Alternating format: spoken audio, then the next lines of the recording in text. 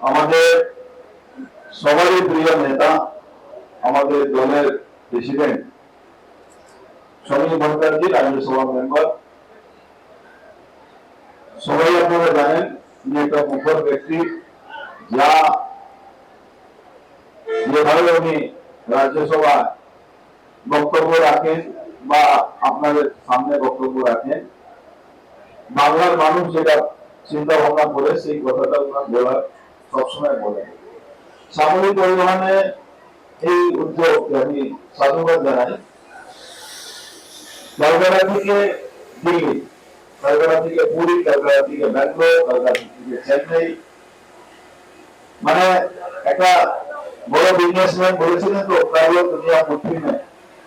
ওই কথাটা বাংলার একজন ব্যবসায়ী চেষ্টা করছেন, সরকার ওনার পাশে থাকবে, এর মধ্যে কোনো সন্দেহ নেই, সরকার ওনার পাশে থাকবে।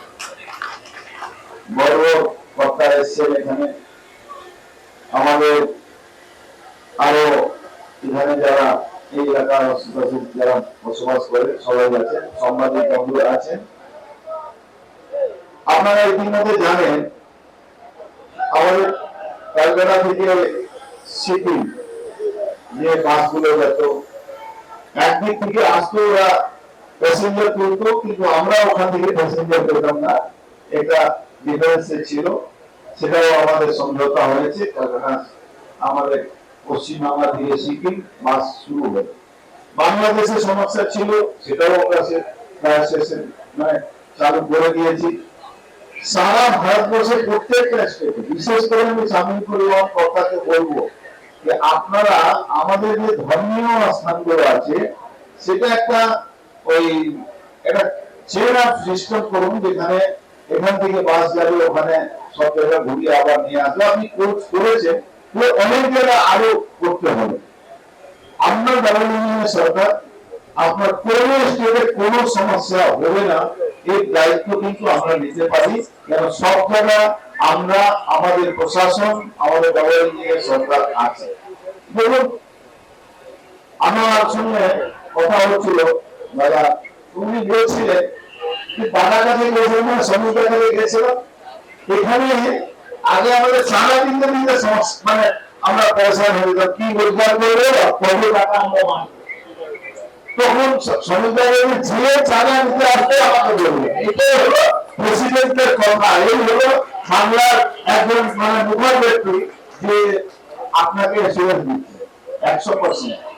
এবং ভয়মুক্ত বাংলা না করলে ভরসা আসবে। আর আগামী দিনে এই ভাঙাচোরা বিপদ দেখতে পাবেন না। একদম ভারতবর্ষে না, বিদেশি মানে সিস্টেম, যেখানে বাস টার্মিনাস বা পেট্রোল পাম্পে গেলে মনে হয় একটা বড় রেস্টুরেন্টে ঘুরছি, এখানে বাংলা আমরা সেটা শুরু করবো। বাস টার্মিনাস, বাস ডিপোগুলোকে অত্যাধুনিক বাস ডিপো তৈরি করবো।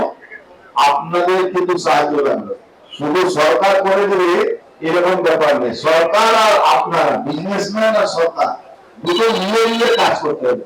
শ্রমিকরা খুব ভালো কথা বলেন, সরকার ব্যবসা করে না, তৈরি হলে সরকার আপনার পাশে আছে।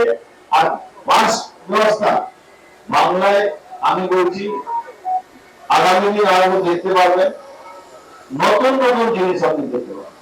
আমি ইতিমধ্যে আমাদের মুখ্যমন্ত্রী বলেছিলেন এই বেলতলা যে সমস্যাগুলো হচ্ছে, আমি বলছি আগামী 6 মাসের মধ্যে আর কোনো কাজের জন্য কোনো দালাল ধরতে হবে না, সবটাই অনলাইন করবেন, অনলাইনে পাবেন, 5 পয়সা কাউকে এক্সট্রা দিতে হবে না। আমি বলছি দালালরা একটু কেউ কেউ বলবে যে দালালরা কিছু রোজগার করছে, রোজগার সব পথে করুন না, অসুবিধা নেই।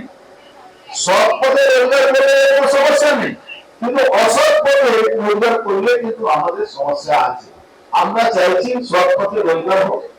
আমরা আপনাকে বলি ওই বাবুঘাট মানে বাস ডিপোতে প্রায় 250 বাস যায়।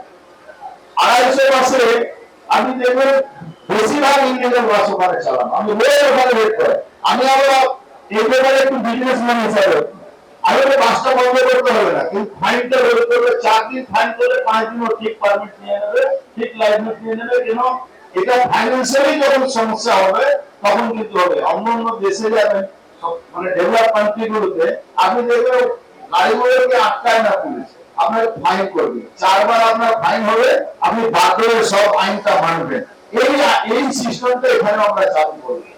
আপনার উপরে ফাইন হবে, আপনার মানে কি, যারা বেআইনি কাজ করছে, যারা বেআইনি কাজ করবে তাকে ফাইন দিতে হবে, ফাইন দিতে বাধ্য হবে, সে আইনের পথের উপরে যেতে হবে। এবং আমাদের ওই কাটমানি ওভার মানি এটা দেওয়া দরকার নেই। বাংলার পরিবহনটা খুব ভালো হবে, আপনারা বিশ্বাস করবেন। 1 বছর সময় চেয়েছেন আমাদের প্রেসিডেন্ট, আমরা 1 বছরের মধ্যেই অনেকটা কাজ এগিয়ে নিয়ে যাব, এর মধ্যে কোনো সন্দেহ নেই। বাংলা ভয়মুক্ত হয়েছে, ভরসা এসছে। মোদীজি যে স্লোগান, এই স্লোগান বাংলা আমরা কার্যকর করে দেখিয়ে দেবো। আগামী দিন আবার দেখা হবে। ধন্যবাদ, ভালো থাকুন। ভারত মাতা কি।